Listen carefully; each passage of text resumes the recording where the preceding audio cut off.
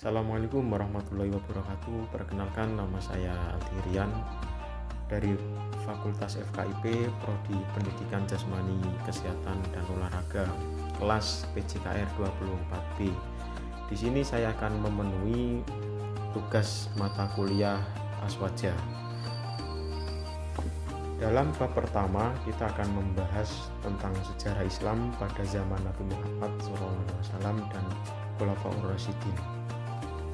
Nanti akan ada latihan-latihan soal, dan ini saya akan menjelaskan sedikit ringkasan tentang sejarah Islam pada zaman Nabi Muhammad SAW dan Khulafaur Rasyidin.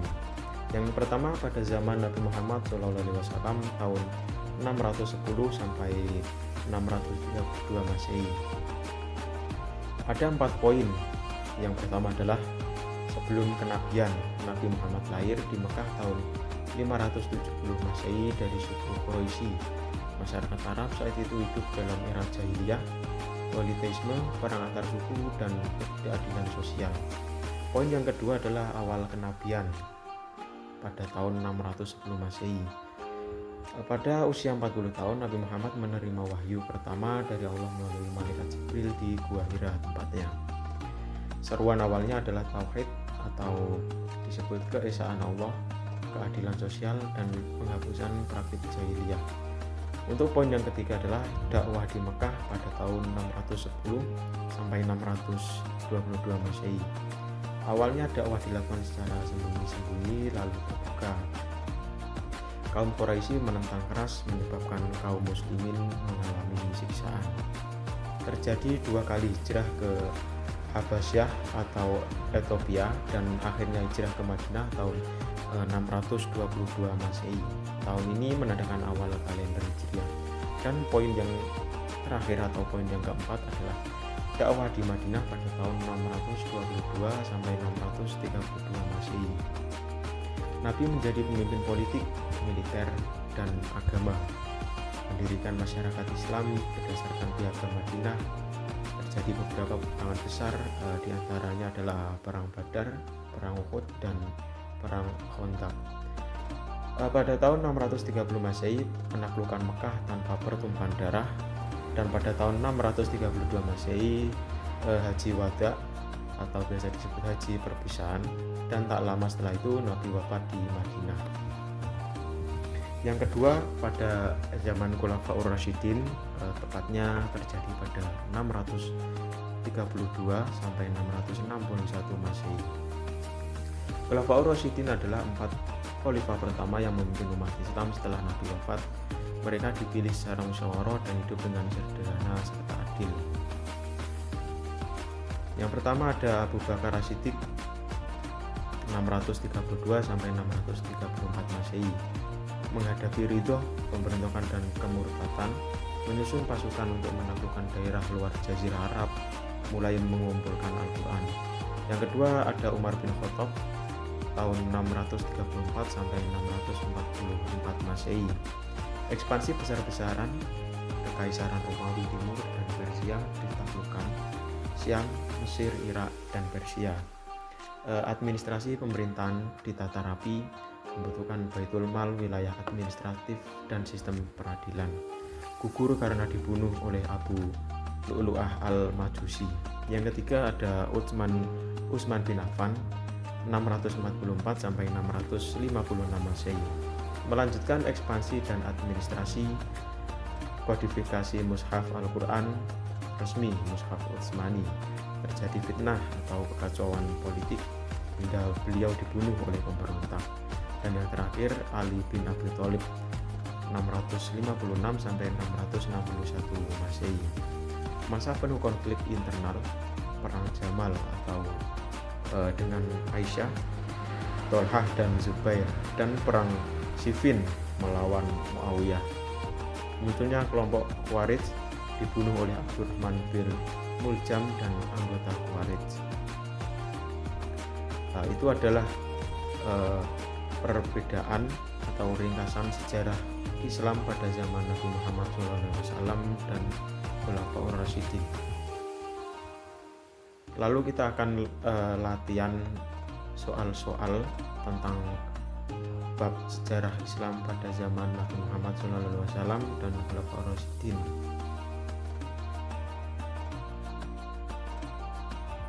Untuk soal yang pertama ialah jelaskan secara singkat latar belakang turunnya wahyu pertama kepada Nabi Muhammad SAW. Jawabannya, sebelum turunnya wahyu, masyarakat Arab berada dalam masa jahiliyah yang ditandai dengan penyembahan berhala, ketimpangan sosial, dan akhlak yang rusak. Nabi Muhammad sering menyendiri di Gua Hira untuk merenung. Pada usia 40 tahun, beliau menerima wahyu pertama dari malaikat Jibril berupa surat Al-Alaq ayat 1-5. Ini menandai awal kenabiannya dan misi menyebarkan agama Islam. Soal yang kedua, apa saja tantangan yang dihadapi Nabi Muhammad SAW dalam menyebarkan Islam di Mekah? Jawabannya, tantangan utama meliputi 1. Penolakan dari kaum Quraisy karena takut kehilangan kekuasaan dan pengaruh. Yang kedua adalah penyiksaan terhadap pengikut Islam. Yang ketiga, boikot sosial dan ekonomi terhadap Bani Hashim. Dan yang terakhir, fitnah dan ancaman pembunuhan terhadap Nabi Muhammad SAW.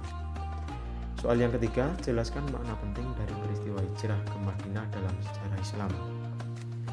Jawabannya adalah, hijrah adalah peristiwa penting yang menandai perpindahan pusat dakwah Islam dari Mekah ke Madinah.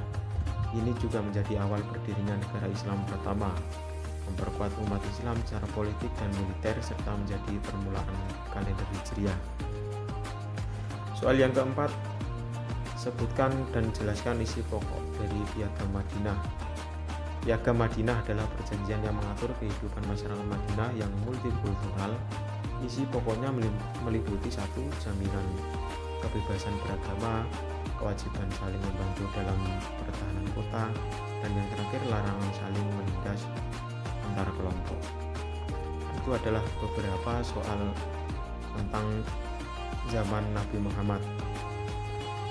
Dan ini kita akan membahas soal pada zaman Khulafaur Rasyidin. Yang pertama, apa yang dimaksud dengan Khulafaur Rasyidin dan mengapa mereka disebut demikian? Jawabannya adalah, Khulafaur Rasyidin adalah 4 khalifah pertama setelah wafatnya Nabi Muhammad SAW yang memerintah dengan adil dan mengikuti sunnah Nabi. Mereka adalah Abu Bakar, Umar bin Khattab, Utsman bin Affan, dan Ali bin Abi Thalib. Disebut Rasyidin karena mereka mendapat petunjuk dan bimbingan agama yang lurus.